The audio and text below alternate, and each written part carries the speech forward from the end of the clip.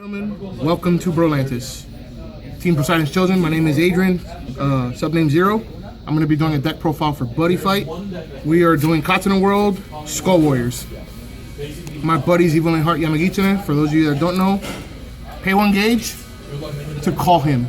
Then, if you have a Skull Warrior on the field, size 1, 2, 3, whatever, and they hit, you can sacrifice him to draw a card off the top of your deck. But you have to hit the opponent for it in order for it to work.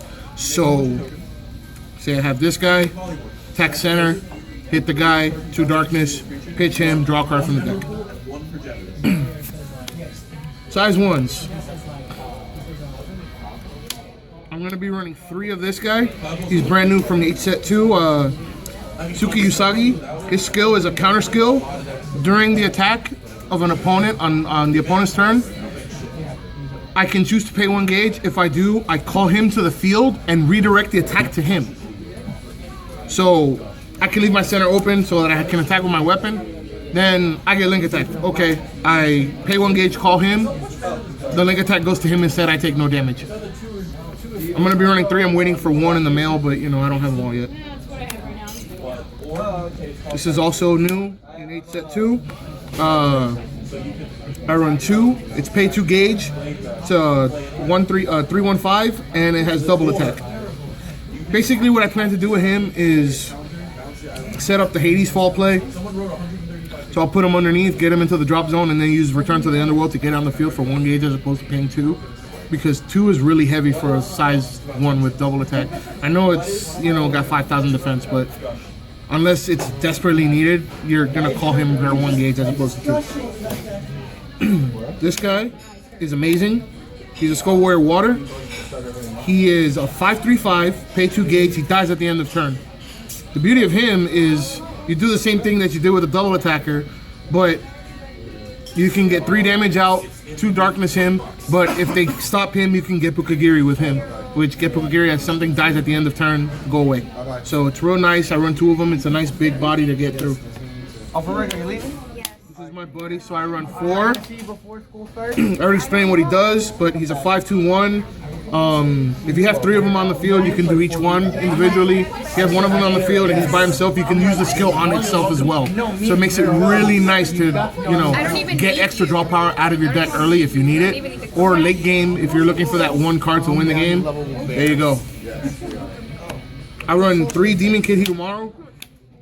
Hitomaru's a 6/2/1. He's a promo, and he just got released as a uncommon in H set 2. His skill is when I'm called from the drop zone to the field, gauge the top card of my deck. So basically, Return to the Underworld, pay a gauge, call him, gauge a card. So basically, I minus nothing to get a 6/2/1 on the field. It's real nice. I run 3. Now, this was the best thing that ever happened to Skull Warriors. They got a size 0. Granted, he's a 1/2/1, but this takes the place of all the generic size 0s that are out there to set up the Hades Fall play for any deck that runs 0s.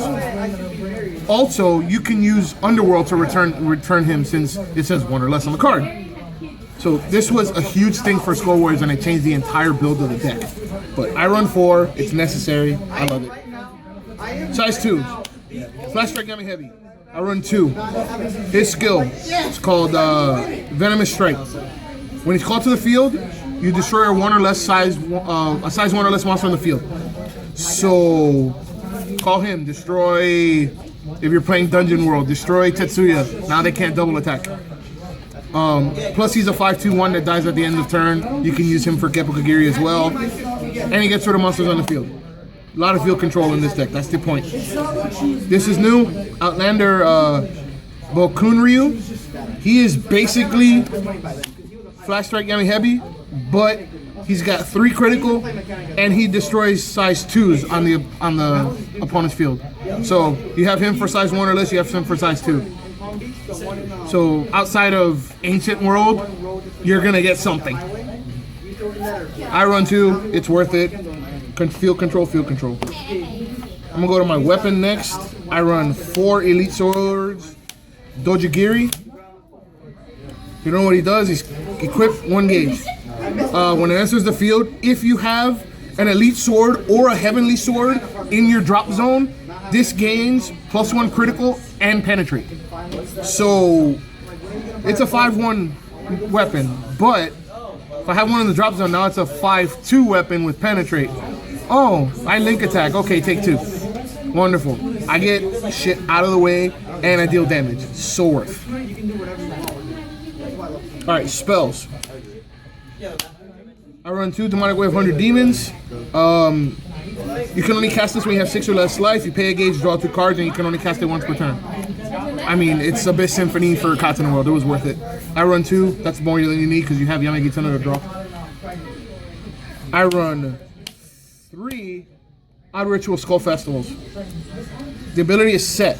So you set on the field, you pay 1 life, and you can call a size 2 or less Skull Warrior from the drop zone without paying its casting cost. And you can only use that ability once per turn. But the thing about this is that if you have 3 of them on the field, the once per turn ability is per card. So I can use this once, then this once, then this once. So if I have all 3 of them, I can call full field by paying 3 life. It's not bad.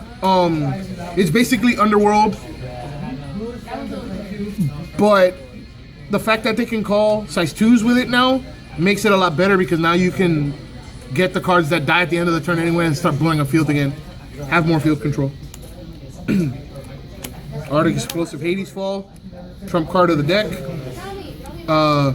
Ability set, pay 1 gauge. Choose a card from your deck and put it underneath the card face down into the soul.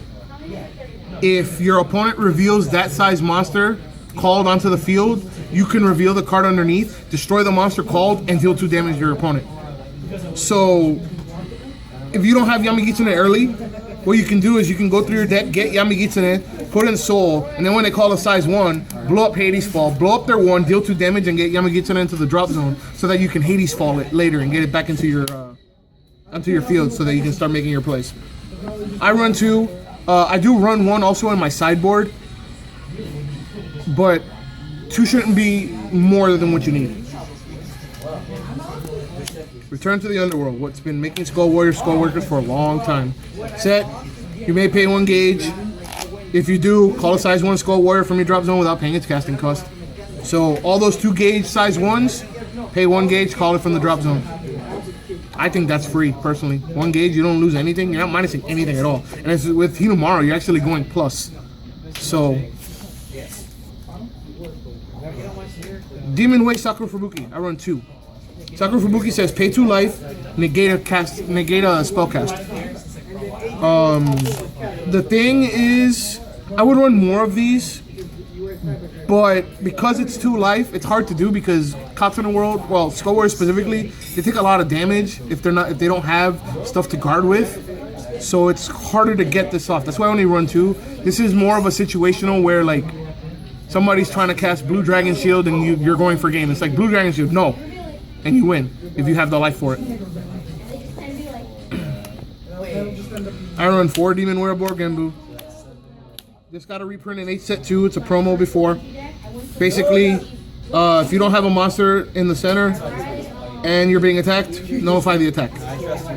It doesn't matter if it's link attack. It doesn't matter if it's regular attack.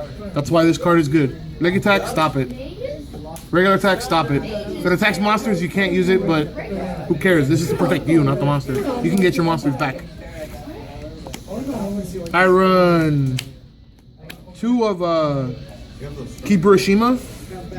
This is the next time you're dealt damage, play it, reduce the damage by 2. So if you're at 1 and you're taking 2 damage, use this, take nothing. Saves you another turn. I run 2. I run 1 in my sideboard. It is pretty nice in the sideboard, but you should never need to run 1 2. I love this card.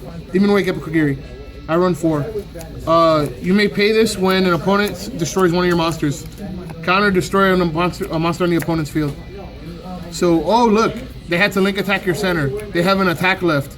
Not anymore. Geppukagiri, kill their monster that had the attack left. Now they can't do anything. This is a must 4. And Clear Serenity, I run 2.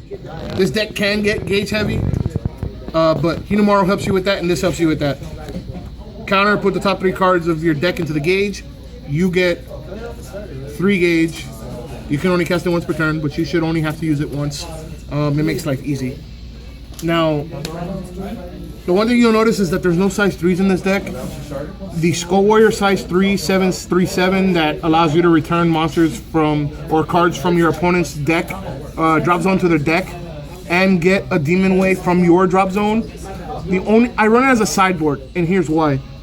Outside of the Ancient World matchup, you're not gonna really see an abundant amount of size 3s on the field at the same time.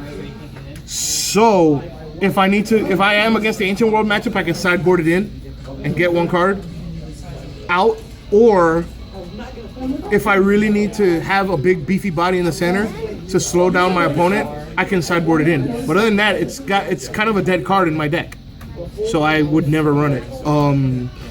Also, you can run impacts in your sideboard. I don't run any impacts in this deck because there's no space for them, honestly. I mean, you can go past the 50 card limit, but I feel like the deck's more consistent without the impacts. You shouldn't have to rely on an impact to win your game with Skull Warriors. Skull Warriors, they get so many attacks and they do a lot of damage really fast that if you're relying on the impact to win, you're kind of holding yourself back. And it's based on if your opponent has 2 cards or less in their hand, which now in this day and age with all the draw power that they're giving to all the clans, that's not going to happen. So, but other than those particular cards, the new impact, the one that makes it so that if you're going to die, you go to 1 life, you're good, you can run that. When it comes to sideboard, it's all personal preference, but my preference is size 3, 1 reduced damage by 2, and a couple of Blood Mage's Kemensai. You can run a bunch of those in your sideboard just in case you need a penetrator to get through somebody. And that's it. That, like, again, Skull Warriors, they get everything from their drop zone, so they don't really care about their field, but they control your opponent's field as well, so it works out really nice.